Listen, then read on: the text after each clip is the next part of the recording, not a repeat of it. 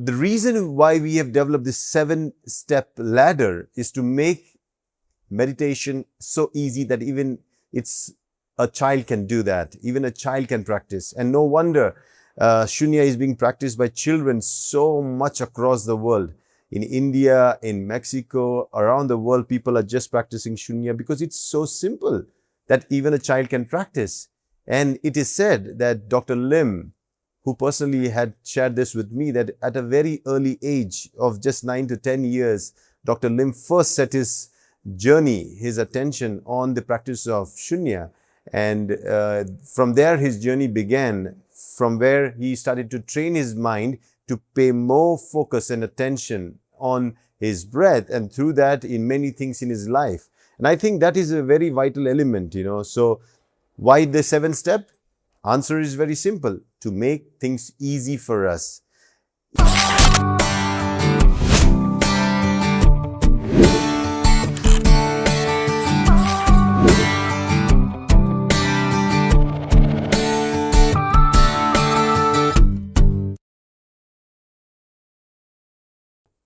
So, a very good morning to everyone. And what a day to come online to share something that I learned and experienced about Shunya, which we started during the lockdown period. And now I can connect with so many of you all. And what best to talk than to discuss on the 7 steps of Shunya. Because Shunya, over a period of time, was supposed to be simplified, was supposed to be in an organized way so that we all can practice that so-called very complex practice in an easy way. So if you all can hear me, everything is fine, the audio, the video, because it's been a long time that I've come online. So if everything is fine, just give me a thumbs up and I'll know everything. Okay, so here comes Manjunath Patkar. He's my guy who is always around to let me know if things are good. So great to start with. So the 7-step ladder to practice Shunya, that is our topic today.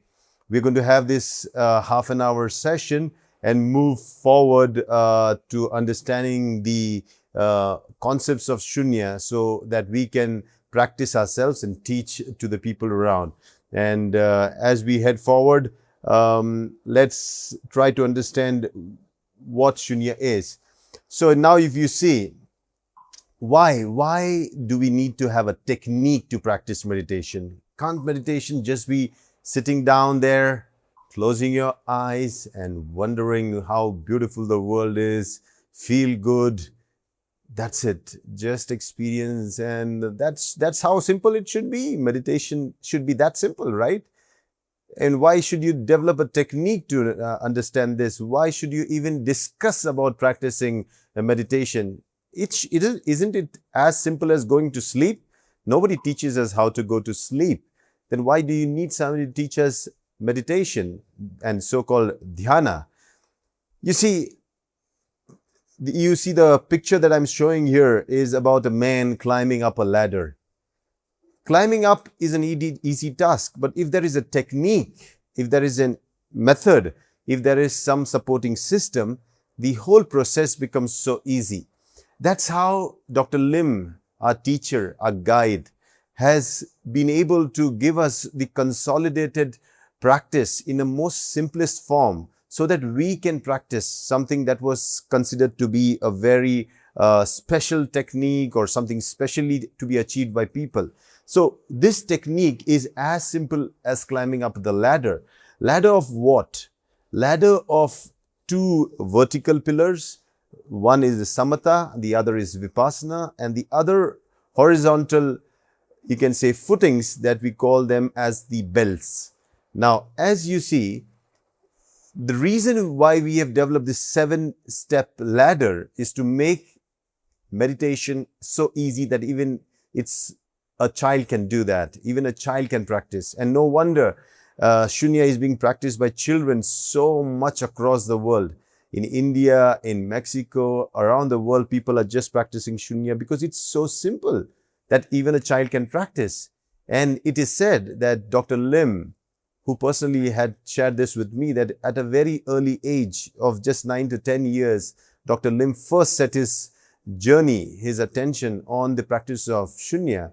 And from there, his journey began, from where he started to train his mind to pay more focus and attention on his breath, and through that, in many things in his life. And I think that is a very vital element, So why the 7th step? Answer is very simple: to make things easy for us. Easy means we can do it easily. We can do it daily. We can keep on doing it for a long period of time. And also we can teach somebody else. That's why it should be easy. And as this child is climbing the ladder, we are teaching Shunya in a simplest form so that everyone can practice it. And when it comes up to climbing the ladder of Shunya, why do we need to do that? As Subhuti asks Buddha in the Diamond Sutra, 2 questions. How should I control my thoughts, and how should I focus my mind? Okay, basically these are the 2 questions he asks. First basically is definitely how do I focus my mind, and then second one is how do I control my thoughts. So basically 2500 years ago, the question was still there, which is relevant even today. How do I control my thoughts? How do I focus my mind? And this answer is simple. You see this man climbing up. Once you climb up the ladder, you are able to see things clearly. So why do we practice Shunya? Only 2 reasons. To gain the mind, the skill set, the ability to focus and to stabilize. And the second one is to have more clarity and right view. A ladder basically helps you to stabilize, so it doesn't move around. And because it stabilizes, you are able to see clearly. That's exactly what we do in Shunya. Now, moving forward, we have basically 7 bells. And these bells are taken from the rainbow, the 7 colors of the rainbow. And if you look at it, we go the reverse way, from the red belt, the orange belt, the yellow belt, the green belt, the blue belt, the indigo belt. All these belts we do. And finally, we achieve the, you can say the white belt. That's a Zen belt. So technically, we practice for 6 belts. And the last one is an achievement that we get. It's something that it is a skill that we acquire. And that's why you end up being on the 7th belt. So we need to practice the 6th belt. And over the last few years, we have been able to formulate a model of training around these belts. And so now we are very clear exactly what red belt has, what has orange belt to do, and what you need to do in yellow belt and the green belt. So we're going to study all that in the next weeks to come. We're going to go delve deeper into it. But today, we're going to have a kind of overview of different types of belts and why do we practice. So let's take, for example, the red belt.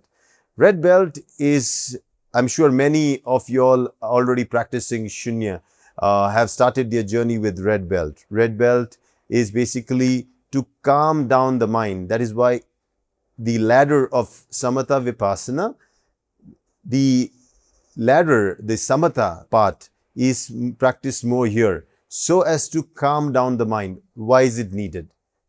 Because our lives have become too busy, too hectic. Our mind keeps on getting worried with so many things. Thoughts, they just don't come. They flood our minds. And we are actually, everyone is going through a turmoil, a kind of a tsunami. And if you don't know how to calm things down, you will have to pay a big price. And so-called mental diseases, psychological disorders are on a rise only and only because people have lost the skill and the ability to calm down the mind. And here comes the practice of reverse count. The reverse counting practice is basically to calm down the agitated mind. This is also called as the Samatha practice, the initial Samatha practice, the primary Samatha practice. We in this practice do 9 to 0. When I say we count 9 to 0 is we watch our breath going in and out. Hear my words. We watch our breath going in and out. I've seen a common mistake when people practice the reverse count or the red belt is they always they count the numbers and then they follow the breath. It's the other way around. You should observe the breath and then count. Remember this. This is a very important tip. So when you observe your breath, okay, you see your breath going in and out, and then you say 9. In and out, 8. Sometimes it can be faster, sometimes it can be slow. Let it take its own pace. Let it go on its own journey. So 9 to 0, 29 to 0 and 99 to 0 are the 3 parts in which we practice the red belt. Remember, red belt is your basic foundation on which your future belts depend upon. So make sure you practice that diligently. Never ever in your Shunya practice, in future also, never let go of your red belt. That is why I give the example of a ladder. The first step you will always have to climb up so that you move to the second step. So remember, when you practice, red belt is your first belt that you will practice always. Diagnose yourself. You will know when your numbers are getting missed. Even today, me or even Dr. Lim, we still, when life is very busy, hectic, when we have to try to concentrate on the numbers, even in the reverse order, sometimes it's so difficult to even finish the count from 99 to 0. Halfway through, we are in some other world. So it's a normal thing and it's okay. It just lets us know, a self-diagnosis, that yes, something is wrong with the mind. The mind is in an agitated state. It's time to take a break. And then we realize enough is enough. We take a short break and then get back to work. So it's a very, very important diagnostic tool, the red belt. Then in the red belt, for theoretical purposes, we also make sure that everybody knows about the 9 no's. Okay, they are the foundation of Shunya. They keep us all together. There is no kind of discrimination. There is no kind of division. There is no kind of accusation. Nobody can point fingers at us having said that we are carrying some kind of a concept. We have a hidden agenda. The 9 no's are our guarding pillars. Make sure everybody who practices Shunya knows this very well. And of course, you can practice the red belt, but you should really, really also practice diligently your 5 Shilas, the 5 moralities. They keep us in the human realm so that we can engage with everyone in the same realm of the human being. So if we don't follow the 5 basic human moral values, I think we would not be considered as human. And then as this practice is basically meant for human beings who have the awareness of things. If we don't even have these 5 Shilas basically to practice upon in our daily life, in every moment of our life, then we have no right to even practice any other belt. So the Shilas become the primary element through which we establish our foundation of practice. The best way is to teach. Go out and teach, as we did in the early days. Teach, teach, teach, because teaching is learning. The more you teach, the more you learn. The more you learn, the more you practice. The more you practice, the higher you develop the skills of getting your mind in focus and making sure that it is stable.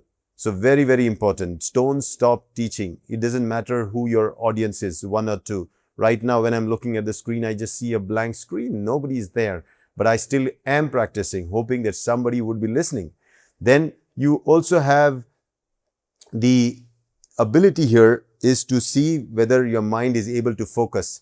And you know for sure that your mind is being tested. You're giving a test. So when you do your counts, you are sure that you don't need a third party or an examiner to let you know whether your mind is at focus or not.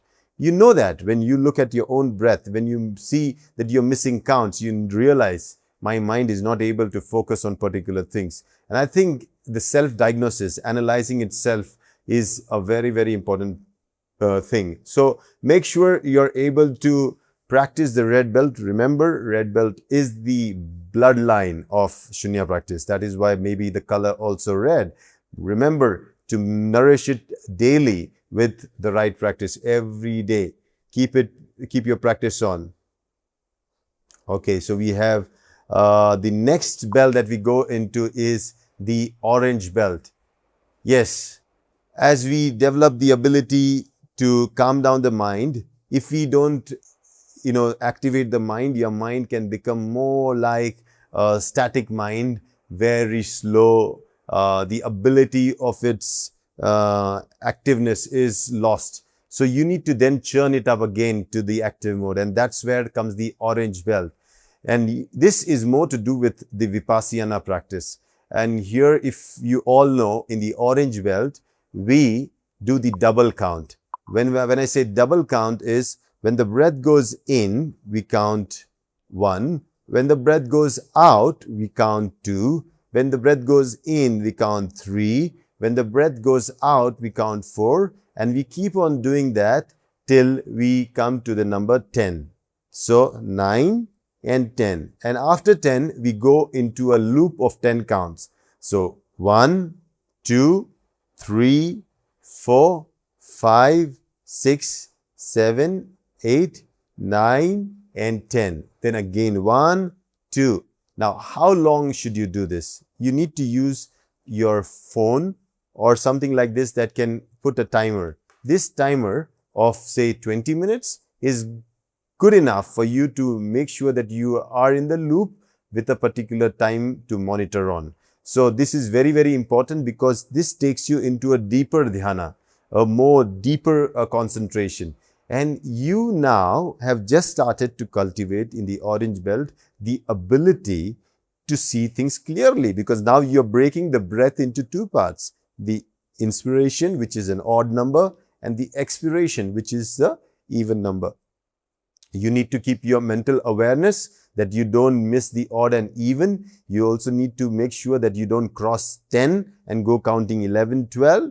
You should also be tested in this practice for patient endurance, because this practice of orange belt, many a times, when you are in the loop, you just hope that the bell rings, the timer is on. You start getting worried because the 20 minutes can seem to be a lifetime for some initial practitioners, and over a period of time, they seem to be just a few minutes. So this is again a skill that you acquire. So very, very important. After the orange belt, we then go into our next belt, that is the yellow belt. Now you see here, in the red belt, we did the reverse count. In the orange belt, we did the forward count. In the reverse count, we did a long count of 99 to 0. In the orange belt, we did a forward count, the double count of 1 to 10, but in a loop. Now, in yellow belt, there is no more counting. We have let go of the basic tool that was used to calm down the mind and to see things clearly. And now, if you look at it, in this, we develop the skill of observing. But this observation is more to do with samatha. So you keep your focus and attention here and you observe the breath that goes in and out. You don't travel along with the breath. Your mind does not go there. It just remains focused here. So here, when you observe, you keep on observing to the nature of your breath. Okay? Develop the focus. You need to be like a police officer, investigating every breath that goes in, its nature, how fast it is, how slow it is, how does it come, what does it do, everything. And I can give you many, many points that have been mentioned in the Maha Annapana Smriti Sutra about the qualities of your breath. And you need to be able to identify those qualities. Let me give you an example.